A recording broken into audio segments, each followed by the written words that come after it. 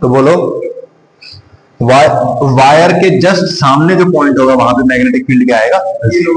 यही बात कही गई है कि अगर कोई पॉइंट P है, lies on the axis of a linear current carrying conductor, current carrying conductor है, उसके एक्सिस के अलग, एक्सिस मतलब बिल्कुल उसके सामने किसी पॉइंट पे हमको मैग्नेटिक फील्ड निकालना है, तो दक्ष कितना आएगा आंसर?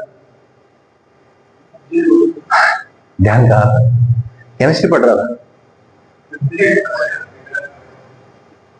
कहां देख रहा था? अब देख रहा है यहां पे, ठीक है। तो कितना आंसर आएगा भाई?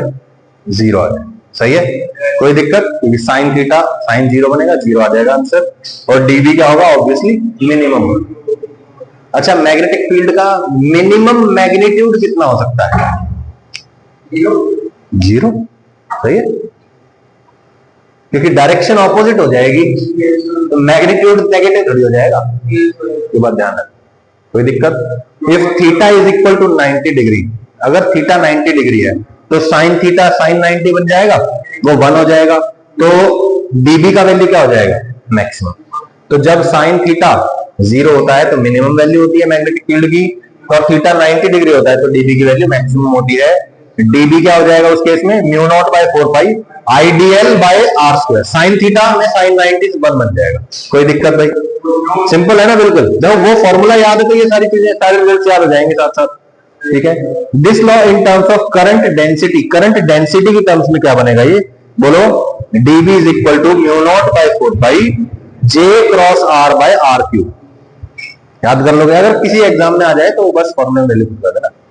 तो ये Biot-Savart law in terms of charge and its velocity. बोलो, चार्ज और अभी तो क्या था? वायर है ना, वायर का करंट है, हमने वायर के करंट का एक एलिमेंट ले लिया आईडीएल, है ना। हम कह रहे हैं कि लेंथ है छोटी सी डीएल, आई करंट है, वही तो रिस्पॉन्सिबल है मैग्नेटिक फील्ड क्रिएट करने के लिए। अगर कोई चार्ज मूव कर रहा है v वेलोसिटी से, तो वो भी तो एक क्या करेगा? मैग्नेटिक फील्ड क्रिएट करेगा। तो बोलो, आइडियल की जगह सिंपली क्या कर देंगे? क्यू वी कर देंगे, Q into v cross r आ जाएगा। तो ideal cross r by r cube की जगह क्या आ गया? Q v cross r by r cube. सही है भाई, बिल्कुल सिंपल है ना, मुश्किल तो नहीं है बिल्कुल। ठीक है,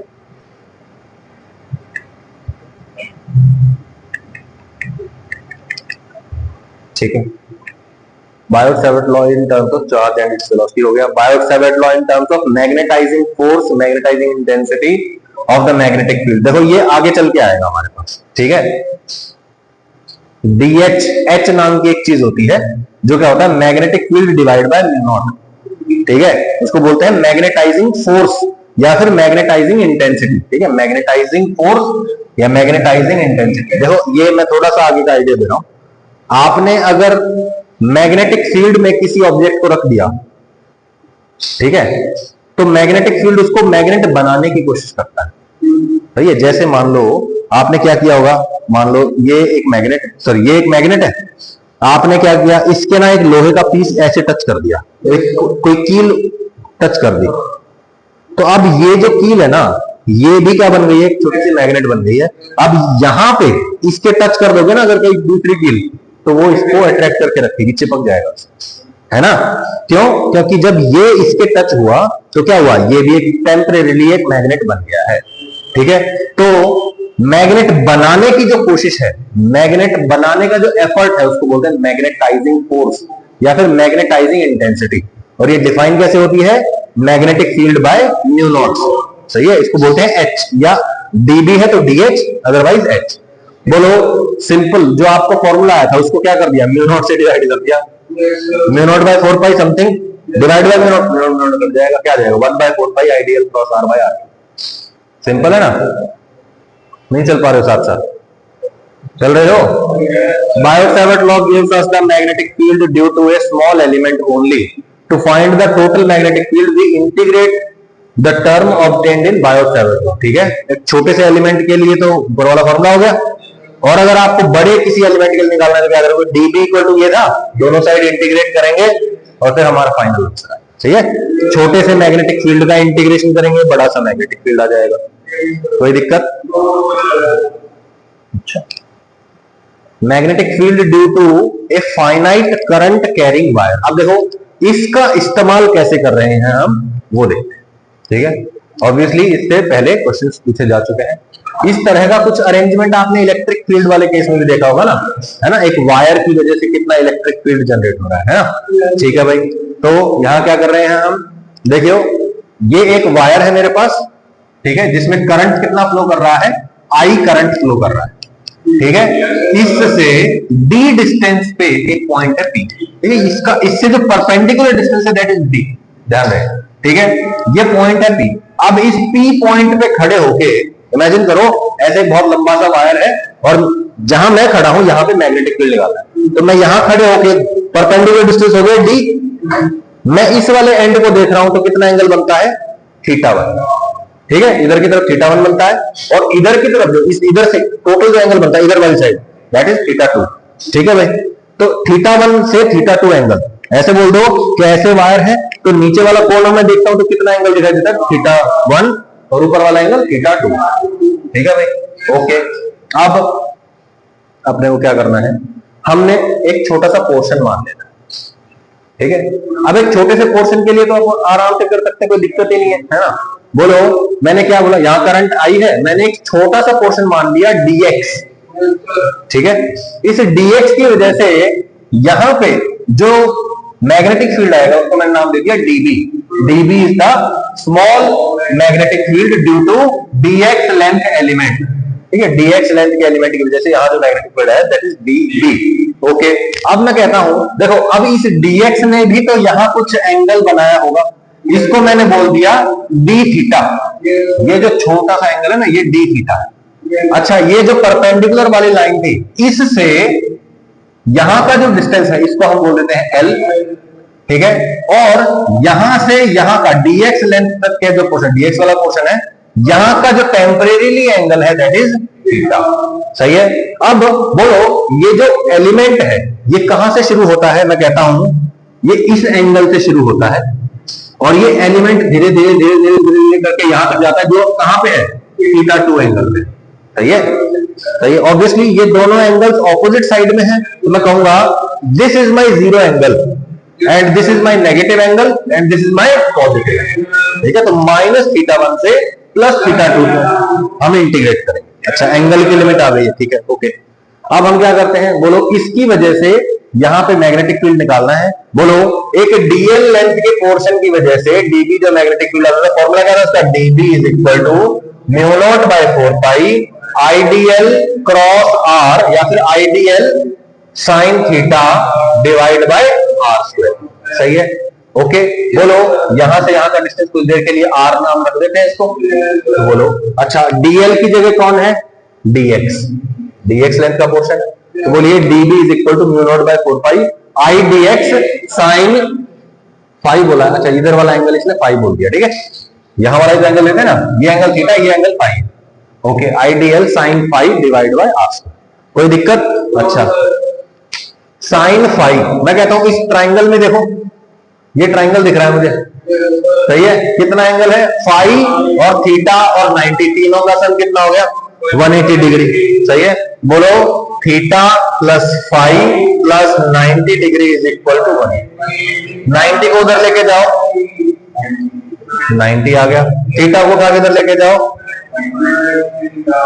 phi is equal to 90 minus theta, तो जहां फाई लिखा है 90 माइनस थीटा लिख दो, साइन 90 माइनस थीटा क्या होता है, कॉस थीटा, कॉस थीटा बन गया, ओके। तो अब मेरे पास क्या बना, mu naught by 4 pi IDX cos theta, सही है। अच्छा, इसमें से अब मैं इस ये dB को, छोटा सा मैग्नेटिक फील्ड, बड़ा मैग्नेटिक फील्ड चाहता हूं, क्या करना पड़ेगा, सही है। अच्छा, मैग्नेटिक फील्ड dB का तो इंटीग्रेशन आ जाएगा b, सिंपल सी बात है, छोटे मैग्नेटिक फील्ड का इंटीग्रेशन बड़ा मैग्नेटिक फील्ड, म्यू नॉट 4 पाई कांस्टेंट, करंट कांस्टेंट 12, सही है। अब बच गया कौन, कॉस थीटा। अब मैं कहता हूं तीनों ही वेरिएबल है, तीनों वेरिएबल है, ध्यान से देखो, थीटा वेरिएबल है, बोलो ये dx लेंथ यहां है, अभी यहां होती तो अलग एंगल होता, यहां होती अलग एंगल होता, यानी कि जो थीटा एंगल बन रहा है दैट इज वेरिएबल, तो theta is the variable, all right. dx is also variable, भाई लेंथ छोटी सी हमने dx ले ली। अच्छा, p से इसका जो डिस्टेंस है वो भी तो अलग अलग है भाई। यहाँ अलग डिस्टेंस है, यहाँ अलग डिस्टेंस है, यहाँ अलग है, यहाँ अलग होगा, हर जगह अलग अलग होगा। तो बोलो आर भी क्या हो जाएगा, वेरिएबल। तो अपने को अब इतने सारे वेरिएबल एक साथ सॉल्व करने नहीं आते, मल्टीपल कर ही नहीं सकते। तो हम क्या करेंगे, इन वेरिएबल्स को चेंज करके एक सिंगल वेरिएबल लगा, ठीक है। ओके, तो देखिए in triangle PMN, PMN triangle में मैं कहता हूं एल है कि एक्स है ये, अच्छा एक्स एक्स एक्स ले लो, एल या एक्स बात तो एक ही है, ठीक है कोई बात। एक्स डिस्टेंस पे डी एक्स लेंथ का पोर्शन है थीटा एंगल बनाते हुए, तो एक्स बाय डी क्या होता है, टेन थीटा, सही है। X by d is equal to tan theta, ठीक। X by d equal to tan theta, d को इधर लेके जाओ, x is equal to d tan theta, सही है। अब बताओ ये एक्स है, एक्स का डिफरेंशिएशन dx, सही है। ये d कांस्टेंट है, बाहर निकालो। tan थीटा का डिफरेंशिएशन सेकेंड स्क्वायर थीटा, फिर थीटा का डिफरेंशिएशन d थीटा। ऐसे बोल दो कि मेरे पास फॉर्मूला था x is equal to d tan theta, ठीक है। मैं डिफरेंशिएट कर रहा हूं किसी t के रिस्पेक्ट में, कोई भी अनदर वेरिएबल है t टाइम वगैरह या कुछ भी, उसके रिस्पेक्ट में मैं कर रहा हूं। तो बोलो इसका क्या आएगा, dx बाई dt। इसका क्या आएगा, d बाहर है, बोलो क्या बनेगा, d बाहर आ जाएगा, और इसका differentiation d bye dt।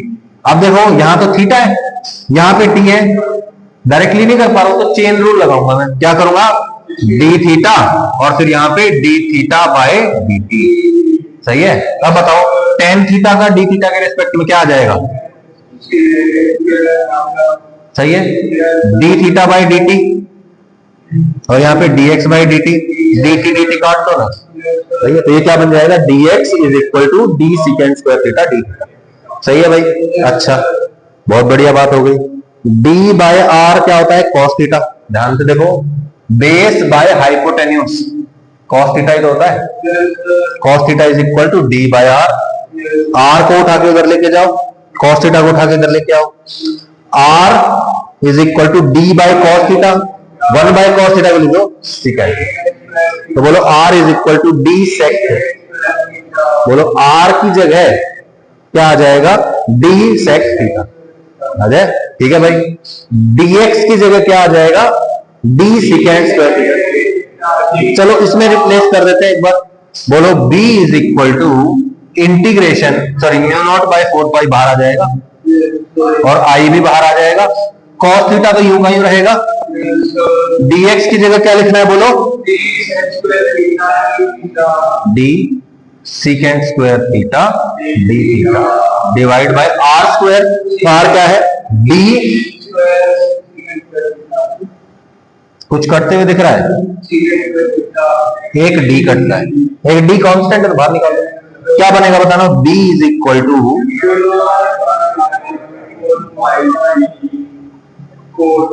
cos theta integration, सही है। मुझे बताओ यहां पे single variable and the variable is theta, मतलब वैल्यू किसकी चेंज करेंगे, थीटा की, है ना। तो अब बताओ सिंगल वेरिएबल है, मेरे को इंटीग्रेट करना है, थीटा के रिस्पेक्ट में कर रहा हूं, तो बोलो माइनस थीटा 1 से प्लस थीटा 2, सही है, क्योंकि obviously who is the variable, theta is the variable, तो यहां जो लिमिट लगेगी वो भी किसकी लगेगी, थीटा, सही है। तो बोलो क्या वैल्यू लगेगी, माइनस 1 से प्लस थीटा। एक डायरेक्शन हमने फिगर आउट कर ही ली है, सही है। तो यहां पे अंदर की तरफ होगा, कोई दिक्कत भाई। cos थीटा का इंटीग्रेशन साइन थीटा, नहीं sine theta, integration sine theta, तो cos थीटा इंटीग्रेशन हो जाएगा यहाँ पे साइन थीटा, एक बार upper limit sine theta 2 minus sine of minus theta 1, तो sine theta 1 plus sine theta 2 आ जाएगा। बोलो भाई कट गया, बोलो यहाँ क्या बन जाएगा, साइन थीटा माइनस थीटा 1 से थीटा 2, सही है, sine theta 2 minus sine of minus theta 1, ये माइनस बाहर निकल के प्लस हो जाएगा, तो बोलो ये क्या बन जाएगा, sign theta 2 plus sine theta. तो ये फॉर्मूला याद करो वायर के लिए, जनरल फॉर्मूला अभी याद कर लो, यहां पे ये याद हो गया ना, तुम्हारे 10% 15% क्वेश्चन हो जाएंगे इस चैप्टर। क्या कह रहा हूं मैं, एक स्ट्रेट वायर है, एक तरफ एंगल थीटा 1, दूसरी तरफ एंगल थीटा 2, एक तरफ एंगल थीटा 1, दूसरी तरफ एंगल थीटा 2, उसकी वजह से डी डिस्टेंस पे जो मैग्नेटिक फील्ड आएगा that is mu naught I by 4 pi D sine theta 1 plus sine theta 2, sine theta 1 plus sine theta 2, sine theta 1 plus sine theta 2, है ना। अब देखो mu naught I by 4 pi D sine theta 1 plus, 5 बार बोलो सब, मन में बोलो, धीरे धीरे खुद बोलो, खुद बोलो। b is equal to mu naught I by 4 pi d sin theta 1 plus sin theta 2, b is equal to mu naught I by 4 pi d sin theta 1 plus sin theta 2, mu naught I by 4 pi d sin theta 1 plus sin theta 2, बोलते रहो।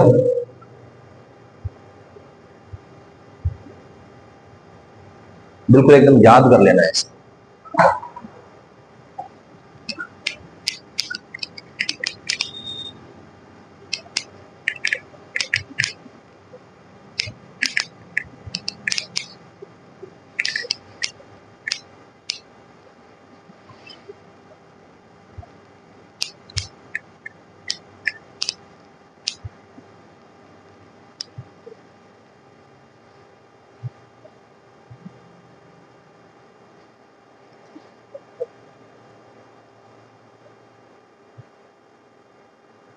याद हो गया, ठीक है। अब similarly पुराना भी याद कर लेना, इलेक्ट्रिक फील्ड होता है ये के लैम्डा है, k lambda by r sine theta 1 plus sine theta 2, similarly आ गया ना, के लैम्डा बाय आर की जगह mu naught I by 4 pi D sine theta 1 plus sine theta 2, sine theta आ गया ना, है भाई आसान, ठीक।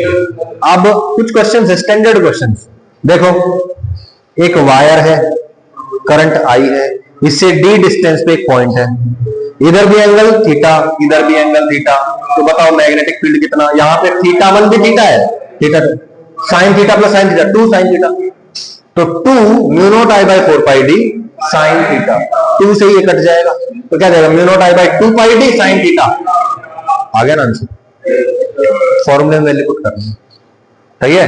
अगला क्वेश्चन देखो, यहाँ क्या हो रहा है, एक ही साइड वायर दिख रहा है, इधर एंगल थीटा बन रहा है, दूसरी साइड एंगल 0, तो थीटा 1 0, सॉरी थीटा 1 थीटा और थीटा 2 0, तो mu naught I by 4 pi D sine theta 2 0 है, 0। अच्छा यहां देखो क्या हो रहा है, यहां पे ये क्या हो रहा है, अच्छा वायर के बिल्कुल सामने पॉइंट है, एंगल 0 है, बताया ना, वायर के बिल्कुल सामने 0 होता है, वायर के बिल्कुल सामने 0, खत्म, तो आंसर 0, सही है। यहां देखो, यहां क्या हो रहा है, वायर सिर्फ इतना है, देखो यहां से लेके सिर्फ इतना वायर है,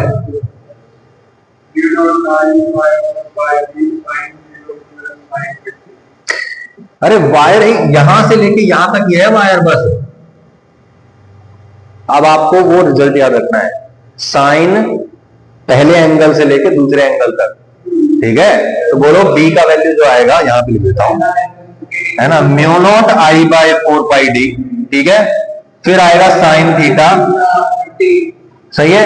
पहला एंगल कितने पे है, 30 पे, और दूसरा माइनस में तो है ही नहीं एंगल, तो क्या लिखेंगे 30 डिग्री से लेके 60, बोलो साइन 60 माइनस साइन, तो साइन 60 माइनस साइन 30 आ जाएगा, कर लोगे √3 माइनस 1/12। इनफाइनाइटली लॉन्ग वायर है, तो इनफाइनाइट वायर है, अब देखो इनफाइनाइट वायर का बड़ा अच्छा केस है और बहुत आसान भी केस है ये, क्या भाई कि वायर इनफाइनाइट है, इमेजिन करो मैं यहां खड़ा हूं, ठीक है, इस दीवार के सारे एक वायर जा रहा है, अब मैं यहां से एंगल देखता हूं, तो बोलो अगर बहुत लंबा वायर है, बहुत लंबा वायर, जितना लंबा वायर होगा एंगल उतना ही बढ़ता चला जाएगा, इनफाइनाइट वायर मेरे को बिल्कुल वहां दिखाई देगा, एंगल कितना बन गया ये 90 डिग्री, दूसरी साइड में इंफिनिटी हो गया, तो बोलो उधर भी कितना एंगल दिखाई देगा, है ना, ऐसे समझ लो, ऐसे वायर है, बोलो जैसे जैसे वायर लंबा हो जाएगा एंगल बढ़ता जाएगा, इंफिनिटी पे जाएगा, तो बोलो बिल्कुल ऐसे वर्टिकली देखना पड़ेगा, है ना, तो बोलो एंगल 90 डिग्री हो जाएगा।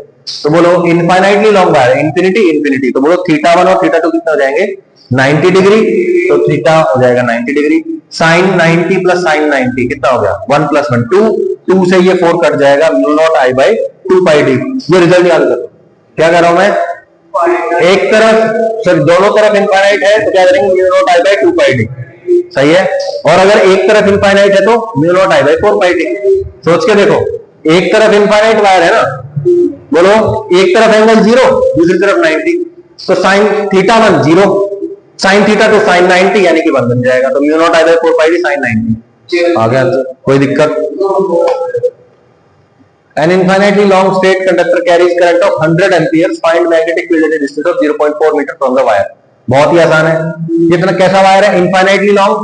कितना होता है उसकी वजह से magnetic field? Mu naught I by 2 pi D. Infinite wire है ना, दोनों तरफ इनफाइनाइट है। इनफाइनाइट वायर है तो दोनों तरफ इनफाइनाइट। अब बोलते वन साइडेड इनफाइनाइट है तो फिर mu naught I by 4 pi D. ठीक है, find the magnetic field at distance. D पता चल गया 0.4, आई पता चल गया 100 ampere. Find the magnetic field B is equal to mu naught I by 2 pi D. सही है। म्यू नॉट बाय 4 पाई का वैल्यू होता है 10 की पावर माइनस 7। आई हो गया 100 डिवाइड बाय डी। डी का वैल्यू क्या है? 0. कर लोगे, सॉल्व करके आंसर आ जाएगा। एक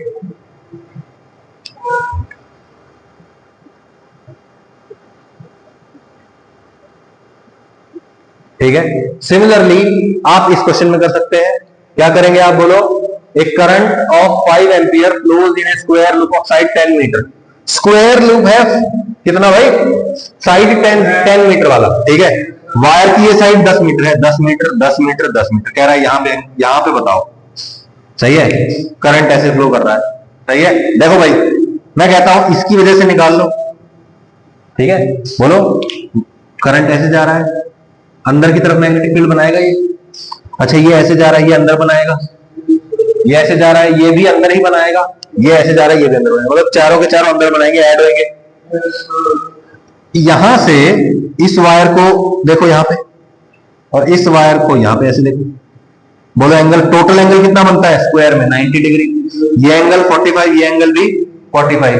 तो बोलो थीटा 1 45 डिग्री, थीटा 2 45 डिग्री। कितना बन जाएगा? Mu naught I by 4 pi D sine 45 degree plus sine 45 degree मतलब 2 हो जाएगा। सही है, साइन 45 1 बाय रूट आ गया। तो इस वायर की वजह से यहां पे जो मैग्नेटिक फील्ड बन रहा है इतना बन रहा है। सही है। सिमिलरली इसकी वजह से भी अंदर ही जा रहा है। मैग्नेट्यूड निकाल लो। बोलो ये एंगल 45 सेम आ गया। इसकी वजह से भी सेम आएगा, इसकी वजह से सेम आएगा। चारों को ऐड कर दो। अच्छा डी का वैल्यू कितना होगा? बोलो स्क्वायर की साइड 10 मीटर है, ये 10 मीटर है, तो ये कितना हो जाएगा? 5। सही है, तो डी का वैल्यू रख देंगे आप। सारी चीजें वैल्यू रख के आप आंसर आ जाएगा। कोई दिक्कत? ठीक है। अब ये वाला क्वेश्चन आप एक बार ट्राई करके आएंगे, घर से सोच के आएंगे, बस ट्राई भी नहीं करना है, सिर्फ सोचना है इसके बारे में। सोच तो सकते हो, इतना तो टाइम निकाल लोगे। तो क्या बात कर रहे हो, नोट भी नहीं खोलते अब तो।